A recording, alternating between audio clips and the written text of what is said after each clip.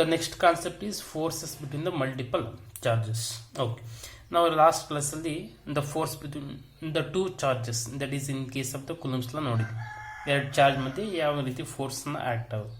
Force between what multiple charge ಅಂದ್ರೆ more than 2, more than 1, more than 2, more than 3 ಇದ್ದಾಗ ಯಾವ ರೀತಿ force act ಆಗುತ್ತೆ in between any one, in between the those two charges on any one charge, ಅಂದ್ರೆ ಎಲ್ಲ charges ಯಾವುದೋ ಒಂದು charge ಮೇಲೆ ಯಾವ ರೀತಿ ಫೋರ್ಸ್ ಅನ್ನು ಆಕ್ಟ್ ಮಾಡುತ್ತೆ. So how we can take that one? It is possible to take this Coulomb's law for those? No, it is not enough. Coulomb's law ಸಾಕಾಗೋದಿಲ್ಲ. ಎಲ್ಲ ಯಾವುದು ಒಂದು ಚಾರ್ಜ್ ಮೇಲೆ ಆಕ್ಟ್ ಆಗ್ತಿರ್ತಕ್ಕಂಥ ಎಲ್ಲ ಫೋರ್ಸ್ ಅನ್ನ ಕನ್ಸಿಡರ್ ಮಾಡ್ಕೊಳ್ಳೋದು. ಅದಕ್ಕೆ ನಾವೇನ್ ಮಾಡ್ತೀವಿ, we are consider the what principle of superposition. Okay, ಈಗ ಇಲ್ಲೊಂದು ಚಾರ್ಜ್ ಇದೆ. ಈ ಒಂದು ಚಾರ್ಜ್ ಮೇಲೆ ಇಲ್ಲಿ ನಂಬರ್ ಆಫ್ ಚಾರ್ಜಸ್, ಎಷ್ಟು ಚಾರ್ಜಸ್ ಇದೆ? n ಚಾರ್ಜಸ್ ಇದೆ. For example see it is q1, q2, q3, q4, q5, qn means n number of the charges ಇದೆ. ಈಗ ಈ ಒಂದು ಚಾರ್ಜ್ q1 ಮೇಲೆ, ಈ ಒಂದು ಚಾರ್ಜ್ q1 ಮೇಲೆ q2 ಎಷ್ಟು ಫೋರ್ಸ್ ಅನ್ನು ಆಕ್ಟ್ ಮಾಡಿ, q3 ಎಷ್ಟು ಫೋರ್ಸ್ ಅನ್ನು ಆಕ್ಟ್ ಮಾಡುತ್ತೆ, q4 ಎಷ್ಟು ಫೋರ್ಸ್ ಅನ್ನು, q5 ಎಷ್ಟು ಫೋರ್ಸ್ ಅನ್ನು, qn up to n number of the charges ಎಷ್ಟು ಫೋರ್ಸ್ ಅನ್ನು ಆಕ್ಟ್ ಮಾಡುತ್ತೆ. How we can find out that one? So it is not possible to use this what Coulomb's law for one charge, due to because of the another charge we can use that one. In that case we are introduced the another concept, that is the what superposition principle. ಏನು ಹೇಳುತ್ತೆ superposition principle ಅಂತಂದ್ರೆ, so the force on any charge, force on any charge, ಯಾವುದಾದ್ರೂ ಒಂದು charge, force on any charge, force on any charge due to the number of the charges, due to the number of the all the other charges, all the other charges is equal to the vector sum, is equal to the what vector sum of all the other charge on that force on that charge, all the vector sum of all the forces, vector sum of all the other forces on that charge. Okay, so at the same time, ಯಾವುದೋ ಒಂದು time, at an instant of time ಅಂತ ಹೇಳ್ಬೋದು. So that is the principle of superposition ಅಂತ ಹೇಳ್ತೀವಿ. ಅಂದರೆ just ಈ ಒಂದು charge ಮೇಲೆ ಎಷ್ಟು ಫೋರ್ಸ್ ಆಕ್ಟ್ ಆಗ್ತಾ ಇದೆ ಅಂತ ತಗೋಬೇಕಂದ್ರೆ ವೆಕ್ಟರ್ ಸಮ್ ತಗೋಬೇಕು. ಎಲ್ಲ ಚಾರ್ಜಿಂದ ಎಷ್ಟೆಷ್ಟು ಫೋರ್ಸ್ ಆಕ್ಟ್ ಮಾಡ್ತಾ ಇದೆ ಅಂತ ವೆಕ್ಟರ್ ಸಮ್ ತಗೊಂಡು ಯಾವುದಾದ್ರೆ ಸೇಮ್ ಇನ್ಸ್ಟೆಂಟಲ್ಲಿ, ಬೇರೆ ಬೇರೆ ಇನ್ಸ್ಟೆಂಟ್ ಸೇಮ್ ಇನ್ಸ್ಟೆಂಟಲ್ಲಿ ಎಷ್ಟು ಫೋರ್ಸ್ ಆಕ್ಟ್ ಆಗ್ತಾ ಇದೆ ಅಂತ. And what ever the charge Q2 is there, it doesn't affect the presence of the what charge Q3 or Q4 or Q5. So ಈ ಒಂದು ಚಾರ್ಜ್ ಇವೆರಡು ಮಧ್ಯೆ ಇರ್ತಕ್ಕಂಥ ಫೋರ್ಸ್ ಅನ್ನು ತೊಗೊಳ್ತಾ ಇದ್ದೀನಿ, ಇವೆಲ್ಲವೂ ಸಹಿತ ಇದ್ರ ಮೇಲೆ ಯಾವುದೇ ಫೋರ್ಸ್, ಯಾವುದೇ ಎಫೆಕ್ಟ್ ಅನ್ನು ಮಾಡಲ್ಲ. ನಾನು Q1 ಮತ್ತು Q3 ಮಧ್ಯೆ ಇರ್ತಕ್ಕಂಥ ಫೋರ್ಸ್ ಅನ್ನು ತೊಗೊಳ್ತಾ ಇದ್ದೀನಿ, ಬೇರೆ ಯಾವುದು ಚಾರ್ಜ್ ಇದಕ್ಕೆ ಡಿಸ್ಟರ್ಬ್ ಮಾಡೋದಿಲ್ಲ ಅಂತ. ಓಕೆ, ಸೊ ಯಾವ ರೀತಿ, ಹಾಗಾದರೆ ಯಾವ ರೀತಿ ತಗೋಬೇಕು? So in that case observe carefully. Suppose ಏನಾದರೂ ಐ ವಿಲ್ ಟೇಕ್ ಅಂತ 3 ಚಾರ್ಜಸ್, ಫಾರ್ ಎಕ್ಸಾಂಪಲ್ 3 ಚಾರ್ಜಸ್ ಅಂತ ತೊಗೊಂಡು, that is Q1 is the one charge, okay, Q2 and Q3, okay, 3 charges ಅನ್ನು ತಗೊಂಡು. So I have taken the 3 charges. See, more than one ಇದೆ. Okay, so in that case we can say the forces between the multiple charges. In more ಈ charges ಅಲ್ಲಿ ಯಾವುದೋ ಒಂದು force, for example ಈ ಒಂದು charge Q ಮೇಲೆ ಎಷ್ಟು force act ಆಗುತ್ತೆ due to because of Q2 and due to because of Q3. ಯಾವ ರೀತಿ ಕನ್ಸಿಡರ್ ಮಾಡಬೇಕು? ನಾವು ಆಲ್ರೆಡಿ ಹೇಳಿದೀವಿ, in case of the vector addition, just we can take it is the origin. From this we can take the what position vector to the what Q1 ಎಷ್ಟು distance ಅಲ್ಲಿ, that is we are taken as R1 ಅಂತ ತೊಗೊಳ್ತೀನಿ position vector. To the Q2 V can take it is the position vector R2. In the same way for this Q3 is what R3. So these are the position vectors R1, R2, R3. Okay, so ಈಗ ಯಾವುದು position of this what Q2 to Q1 ಎರಡು ಮಧ್ಯೆ ಇರ್ತಕ್ಕಂಥ distance ಏನು? R. Observe carefully.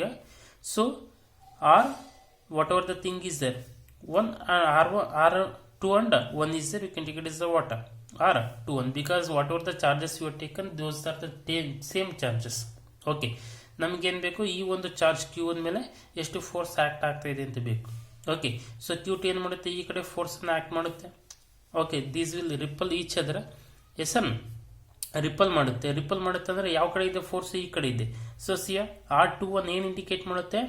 R21 tells that so it is towards the what 2 from what 1. So it indicates what, so we can take it as what R12. ಯಾಕೆ ಅಂತಂದರೆ force ಯಾವ ಕಡೆ ಆಗ್ತಾ ಇದೆ, ಒಂದು ಕಡೆ ಆಗ್ತಾ ಇದೆ, like this in this direction. ಯಾವ ಕಡೆ ಇದ್ದ, 2 ಕಡೆ ಇದ್ದ, so we can take it as what R12. In the same way, so here from this Q2 to Q3 V can take it as what R13. ಯಾಕೆ, so ಯಾವ ಕಡೆ act ಆಗ್ತಾ ಇದೆ, ಈ ಕಡೆ ಆಕ್ಟ್. ಸೊ ಯಾವ ಕಡೆ ಇದ್ದ, 3 ಕಡೆ ಇದ್ದ, so that we can take it is like this. So here on the charge Q1 ಮೇಲೆ ಯಾವುದಿದ್ದ, due to because of the charge Q2 ಯಾವ ಕಡೆ ಫೋರ್ಸ್ ಆಕ್ಟ್ ಆಗುತ್ತೆ, ಈ ಕಡೆ, ಯಾಕಂದ್ರೆ ರಿಪಲ್ಸಿವ್ ಫೋರ್ಸ್. ಓಕೆ, ಸೊ ಈ ಚಾರ್ಜ್ Q1 ಮೇಲೆ Q2 ಏನು ಮಾಡುತ್ತೆ, ರಿಪಲ್ ಮಾಡುತ್ತೆ in this direction. So that's why that is what F. Force on what, 1 due to because of the charge 2. In the same way here the force on what, force on 1 due to because of the charge 3 ಅದೇನು ಮಾಡುತ್ತೆ, repel ಮಾಡುತ್ತೆ. Okay, so but what we required here, we required the resultant force acting. ಅಂದರೆ ಎಲ್ಲ charges ಇರೋದು, ಎಲ್ಲ charges ಎಷ್ಟು force act ಮಾಡುತ್ತೆ at an instant, ಆ ಒಂದು ಟೈಮಲ್ಲಿ ಅದು ಬೇಕು. ಹಾಗಾಗಿ ನಾವೇನು ತಗೋಬೇಕು, the resultant force we have to take here. ಈ ರಿಸಲ್ಟೆಂಟ್ ಫೋರ್ಸ್ ಯಾವ ರೀತಿ ತೊಗೊಳ್ಬೇಕಾದ್ರೆ, observe carefully, we know the parallelogram of vector addition. Okay, just we can extend like this. Parallelogram of vector ಅಡಿಷನ್ನ ನಾವು 11th ಕ್ಲಾಸಲ್ಲಿ ನೋಡಿದ್ವಿ. ಸೊ ನಾವು we get the what parallelogram. ನಾವು this is what resultant. Okay, so at this position it gives the what resultant force acting on what, charge Q1 due to because of the presence of charge Q2 ಮತ್ತೆ Q3. so that is gives the F1.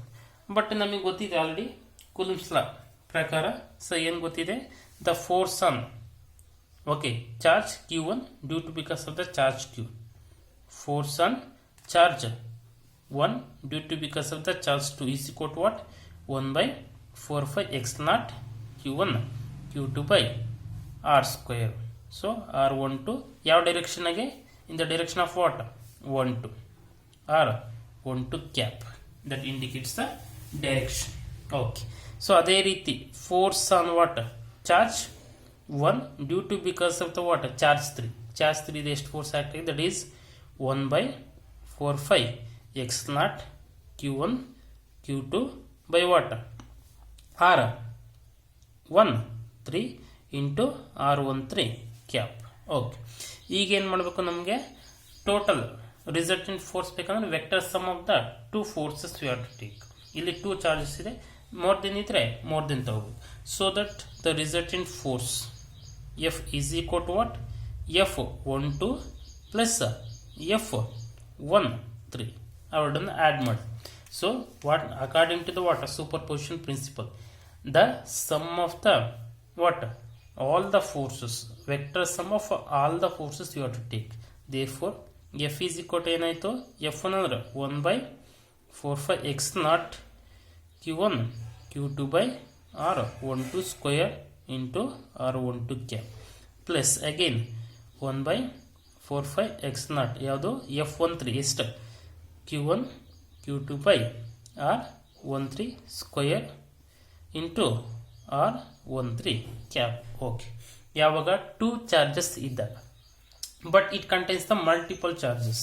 ಎಷ್ಟಿದೆ, for example this is a charge Q1, ಇಲ್ಲಿ charge Q2 ಇದೆ, ಇಲ್ಲಿ charge Q3 ಇದೆ, ಇಲ್ಲಿ charge Q4, charge Q5, charge Qn, n number of the charges ಇದೆ. Okay, so many charges.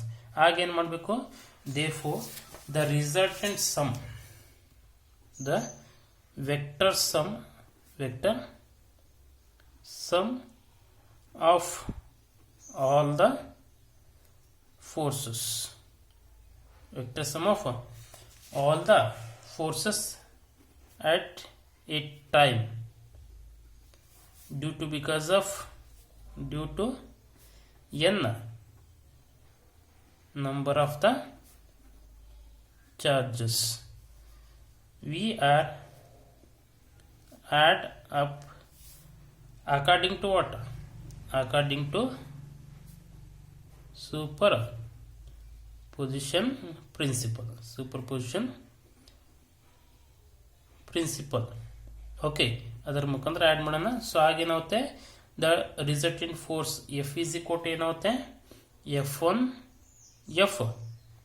For example, the force whatever the charges is there, that is the force on Q1 Q2 Q3 is what, whatever the charges you have taken, that is F12 plus F13 ಯಾವುದು force on 1 due to because of the charge Q, force on 1 due to because of the charge 3, and force on 1 due to because of the charge 4, force on 1 due to because of the charge 5, plus so on, plus what, force on 1 due to because of the n number of the charges. Okay, ಈಗ ಸಿಕ್ತು. So ಈಗ ಏನು ಮಾಡಬೇಕು ನಾವು, just we can substitute the value, that is F is equal to F12 ಅಂದ್ರೆ ಏನು 1/4 x0 Q1 Q2 by what, R12 square into R12 cap. In the same way F13 ಅಂದ್ರೆ 1/4 x0 Q1 Q2 by what, R13 square into R13 cap plus 1/4 x0 into Q1 Q2 by what, R14 cap plus so on, plus what, 1 by, for n number of the charges, 1/4 x0 Q1 Q2 by what, R1 what, for n number of the charges are 1n square, or sorry 1n cap. Observe carefully, for n number of the charges, for Qn you can take it, okay, you can take it as the what, Qn we can take it, so R1n cap. So this is the what, vector sum of all the forces according to the what, this superposition principle.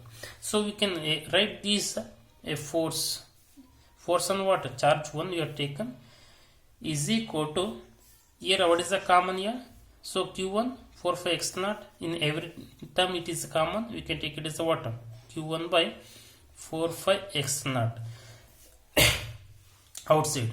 So what is the remaining, we can write it, what is the remaining here, what is the remaining Q, yeah, we can take it as the what, 1/4 x0, we can take it as the common, ಏನು ಮಾಡೋಣ 1/4 x0 ನ common ತೊಗೊಳ್ಳೋಣ, ಇನ್ನೇನಿರುತ್ತೋ Q1 by Q2 by what, R12 square into R12 cap plus again here Q1, see here Q1 Q3, here Q1 Q4, not 2, observe carefully, ಇಲ್ಲಿ Q1 Q2 Q1 Q3 Q1 Q4, okay.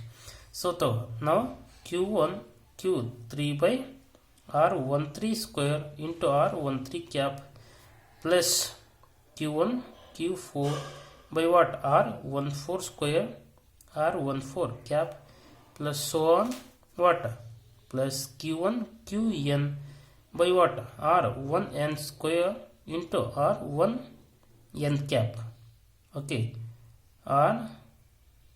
R1n cap, just remember here, that is R1 cap here, R1n cap, okay. So that is the thing, you can close the bracket.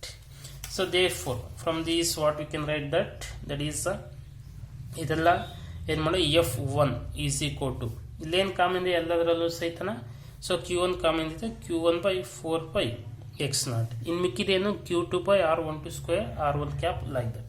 So ಅದನ್ನೇನು sum of the vector sum of this we can write what, summation of, ಏನಾಗಿದೆ ಇಲ್ಲಿ ಬೇರೆ ಆಗ್ತಿರ್ತಕ್ಕಂಥದ್ದು 2 3 4 ಆ ಥರ ಬೇರೆ ಆಗ್ತಿದೆ, that I will take it as i is varies from what 2 to n, it varies from 2 to